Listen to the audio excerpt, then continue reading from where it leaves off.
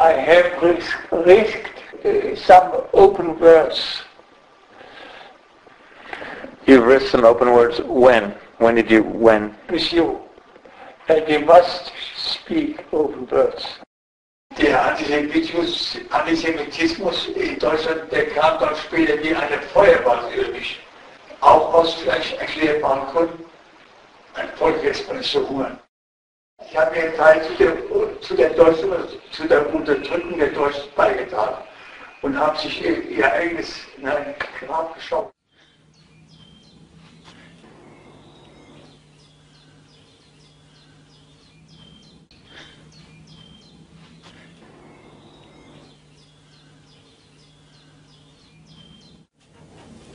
First World War. There's the Reichsführer, Himmler. Himmler. In München. With Himmler I had a very good understanding. Good relationship. He loved me. And if I can only say I was a good man. I don't know other things.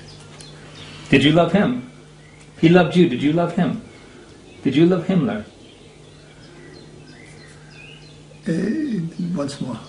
You said Himmler loved you. Loved me, yes. Did you love Himmler? Did you love Himmler? Did Dr. Frank? Yes, I was just enthusiastic from this love, and it was good for my working.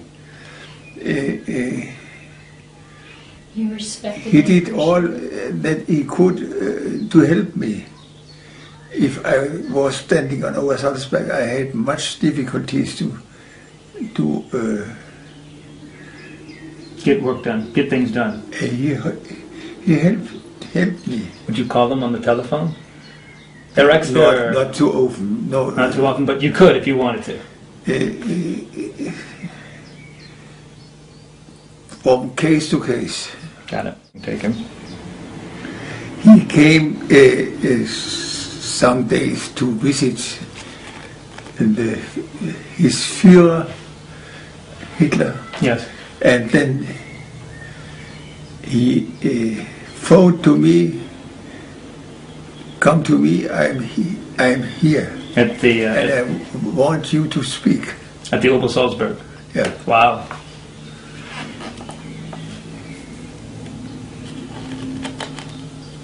It's the Berdichev.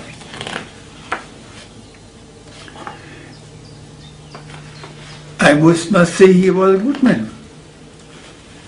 Himmler. Yeah.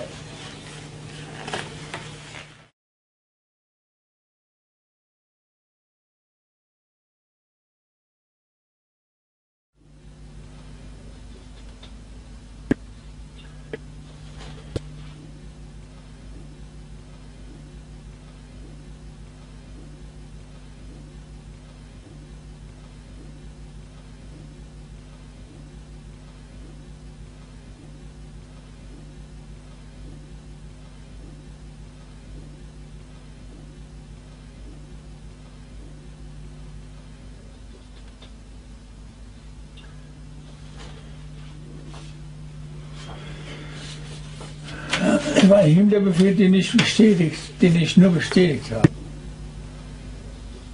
Aber wenn ich das so sehe, auch der Himmlerbefehl ist meines Erachtens nicht anfechtbar.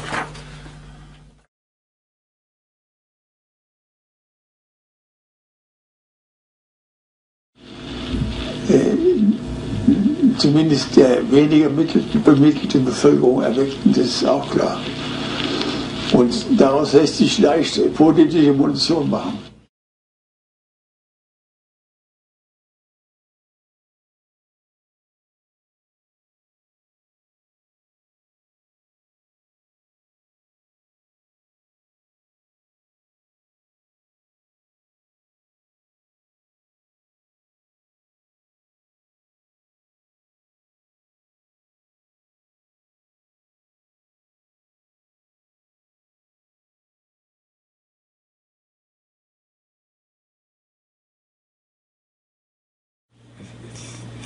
this is the first time I've ever heard the idea that the Jews were actually organized as fighters in the rear of the troops.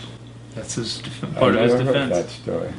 In 1941, at the very beginning of Operation Barbarossa, in the swamps, one of his many defenses that he's used on us is that the Jews were the enemies of the Nazis. So the Nazis were not very nice to them, and not such good things happened to them. And they were partisan fighters. So is that what they call them? That's the partisans, plunderers. These are euphemisms. Nationality was what? They were Jews. German? Oh no, they were. Well, they were actually a mixture. There was Austrian Jews, German Jews. This is in the swamps in Belarus and Ukraine, and they were Belarus and Ukrainian civilians living in the swamp area. But these were German Jews who lived in the Ukraine? Yeah, many of them immigrated. Yeah, like the Sudetenland. Yeah, to get away from the approaching Nazis. So when the cavalry... they were organized to fight? Well, that's what he claims. So then, if you look at the orders and you look at the after-action reports from the cavalry, you see and you know by the history that they're shooting women and children. And so I asked him this day, okay, here, doctor, I understand the security actions of the males, but shooting women and children? Yeah. And all he could do is go, he didn't have an answer. Mm-hmm. And he says, well, these people are not in uniforms. And I was like, well, they made uniforms for kids to run around in. They made uniforms for women to run around in, and with children and old people, and none of this makes any sense. I asked the question, was he implying, at first at least, that they were part of the partisans? Yeah, that's what he's trying to say. Ich bin in die SS eingetreten, nicht weil ich den dringenden Wunsch hatte, SS-Mann zu werden, sondern weil die mich bedrängten, weil ich so wunderbar germanisch aussah. So nüchtern muss ich Ihnen das sagen. Ich war ein Deutscher und ich sah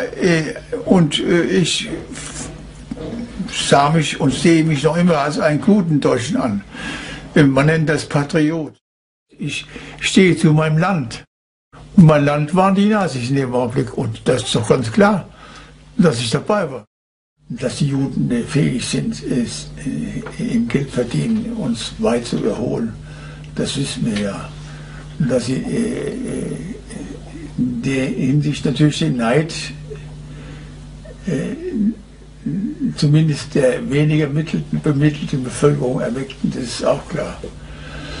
Und daraus lässt sich leicht politische Munition machen. Pretty thin defense. You think so? Yeah. Did you see the difference in his physiology? Here we were much more friendly. In this one. I get the impression that by the time you made the second film, you had pretty much won him over. Oh yeah. Yeah. Oh, and this is still at the very beginning of all of our work. Yeah, we still went on to film another. Defensive in the first part. And the strangest reaction came out of this, and let me tell you, when we first went in,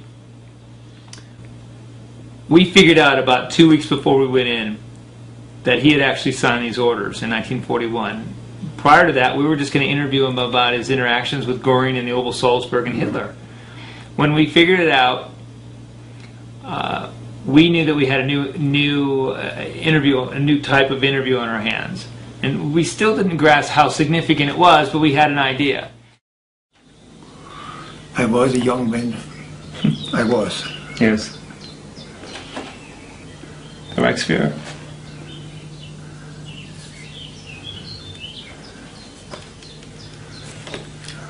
Oh, that's a great picture of Göring and the Reichsführer. He doesn't have his glasses on. Ja, ich spreche zusammen. He was my friend. Himmler was your friend, the Reichsführer.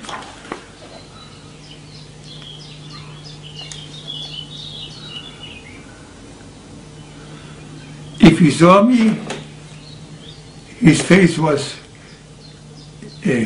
Excited. Yes. He's happy. Yes. And we really played a lot with the idea of different scenarios that could happen.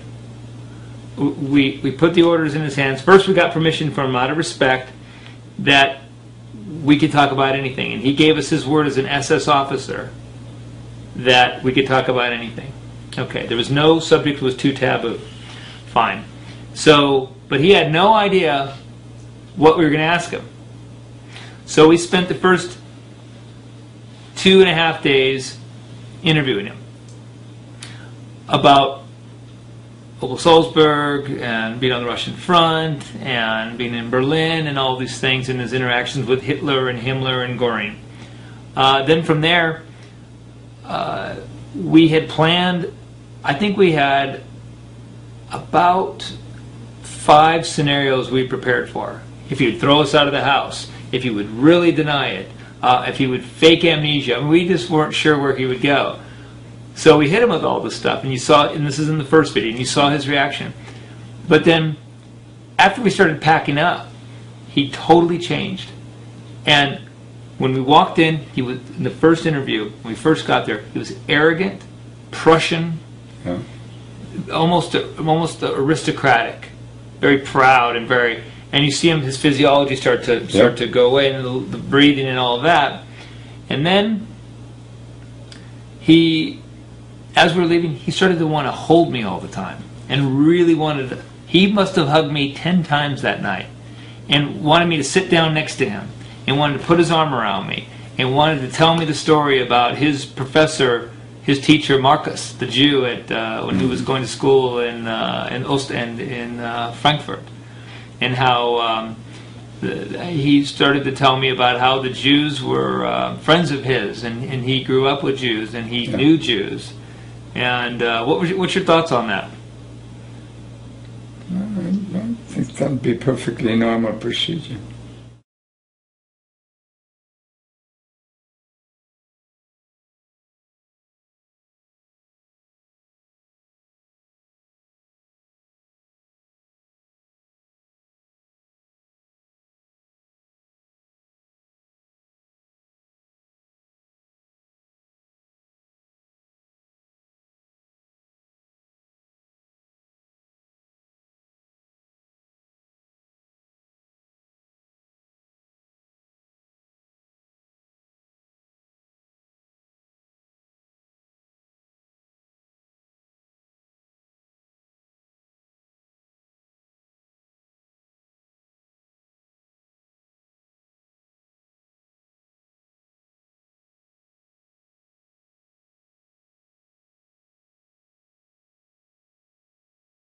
In Ashcan, when I was assigned a prisoner and he would come into the room, it was the same kind of a cold, official thing, the heel clicking and the tension, almost exaggerated the tension.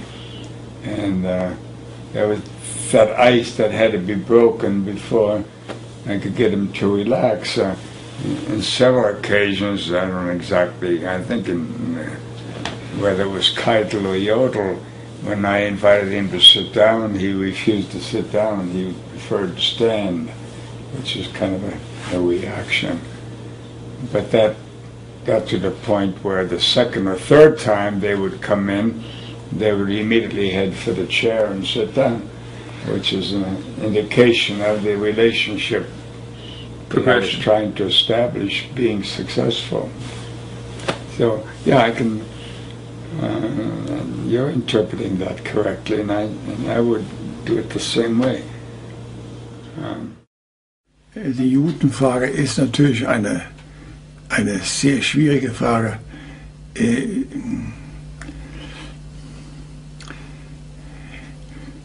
Ich habe in meiner Schule, in der Helmholtz-Realschule, in dem ich habe die Abiturientenabschiedsrede gehalten. Der Jude Markus, mein Klassenlehrer, ist auf mich zugekommen und hat gesagt, ich danke Ihnen.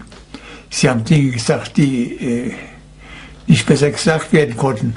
Wissen Sie, da haben Sie schon mein Verhältnis zur Judenfrage. Ich war mit den Juden in meinem Entwicklungsgang eng verbunden. In der Schule, in der Helmholtz-Realschule, auf der ich war, gab es 3 jüdische Lehrer und einer davon war mein Klassenlehrer, das war der Markus.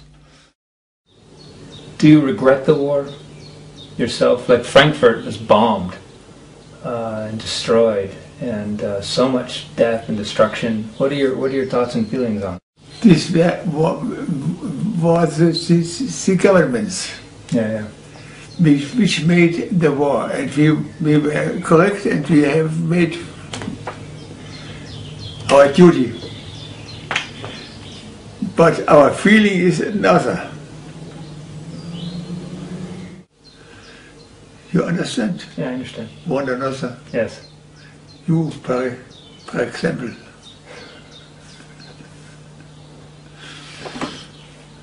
Only the language is a difficulty.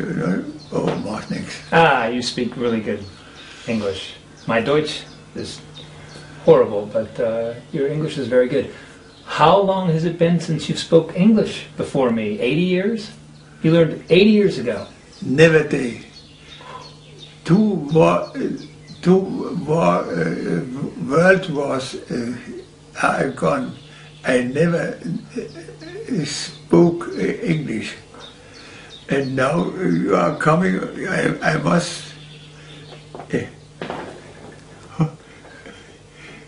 seek for my knowledge, the rest of my knowledge.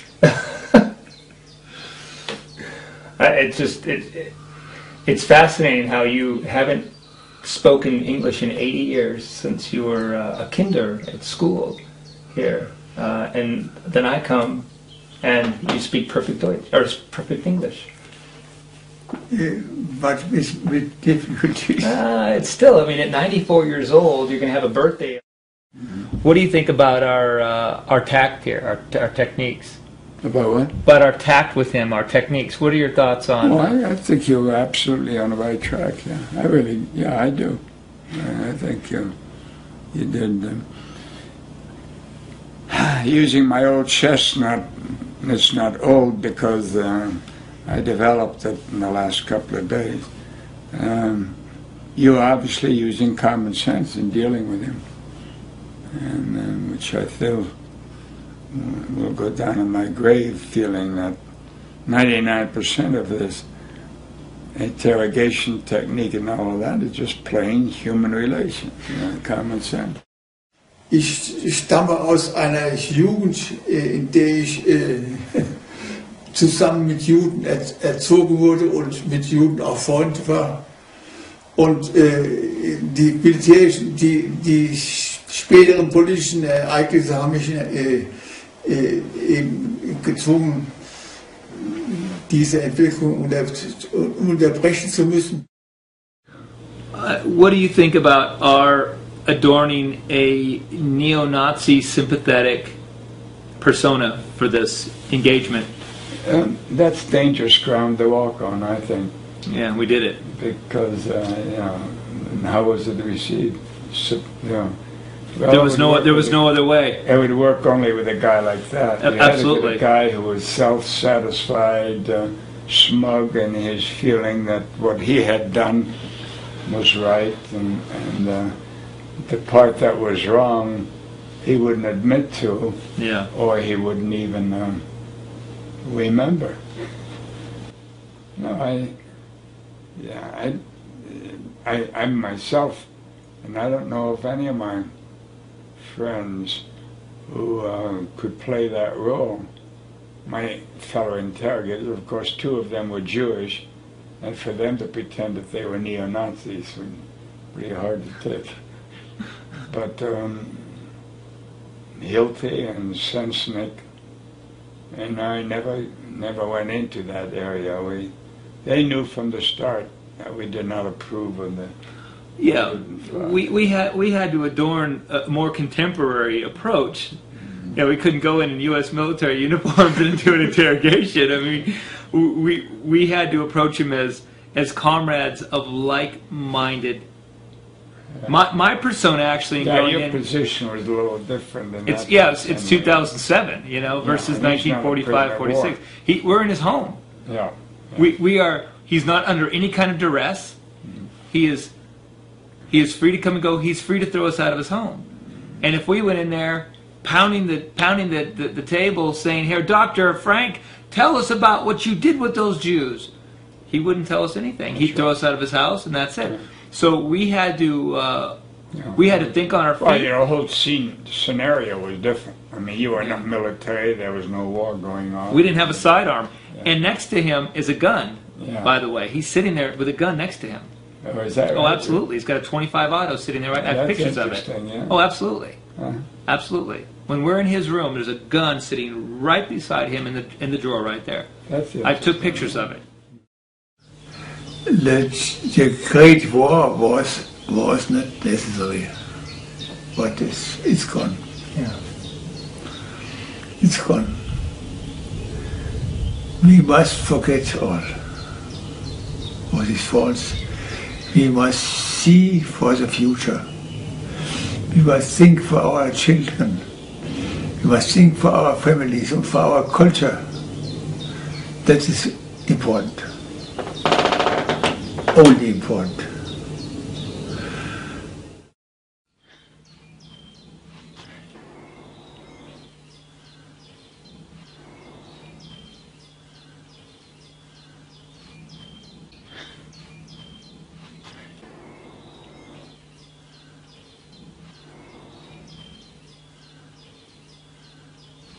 War ein Himmlerbefehl, den ich nur bestätigt habe. Aber wenn ich das so sehe, auch der Himmlerbefehl ist meines Erachtens nicht anfechtbar.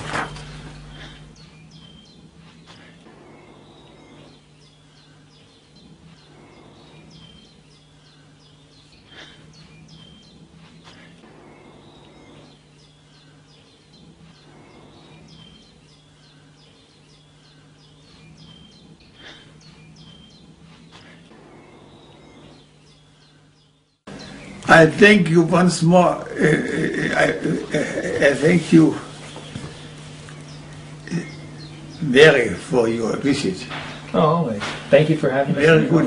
I'm very afraid, very lucky with you.